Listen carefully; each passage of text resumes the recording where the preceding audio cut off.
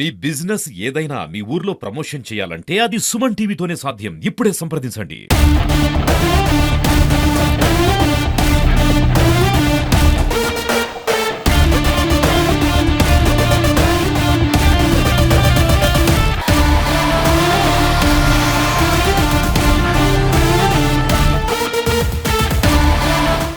ఈరోజు మన గంగాధరనల్లూరు మండలం మన యువత అయినటువంటి మన హరీష్ యాదవ్ గారికి పుట్టినరోజు కార్యక్రమం జరుపుకుంటున్నాం.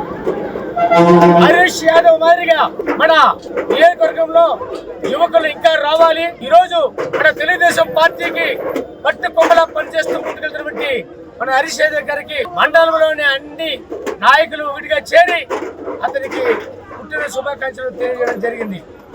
మొత్తంలో ఇప్పుడు జరిగిన కాలం అంతా కూడా హరీష్ యాదవ్ గారు పార్టీకి వెన్నుదన్నుగా ఉండి అన్ని కార్యక్రమాలు చేస్తూ దూసుకు వెళ్తున్నారు. చాలా సంతోషం. ఈనాటి యువతకి మేమందరం రుణపడి ఉంటాం. పార్టీకి ఇలాంటి వారికి కావాల్సినది భవిష్యత్ కాలంలో కూడా ఈనాటి కార్యక్రమాలు చేస్తూ పేదలకి మంచి అభివృద్ధికరం చేసుకుంటూ ముందుకు వెళ్ళాలంటే ఈనాటి యువకులు కావాలి. అదే విధంగా జరిగిన అభివృద్ధి కార్యంలో కూడా యువ నాయకులు హరీష్ యాదవ్ గారు. కాబట్టి అన్ని మండలాల్లో కూడా ఇలాంటి యువకులు కావాలని కూడా పార్టీకి మేము కోరుకుంటూ ఈ అవకాశం అందరికీ కూడా ధన్యవాదాలు తెలియజేసుకుంటూ హరీష్ యాదవ్ గారికి రోజు శుభాకాంక్షలు తెలుసుకుంటున్నాము. హరీష్ జన్మదిన శుభాకాంక్షలు. తనకి మేము కృతజ్ఞతలు తెలియజేస్తున్నాము. జన్మదినాన్ని మేము గంభీరంగా మేము జరుపుకున్నాము.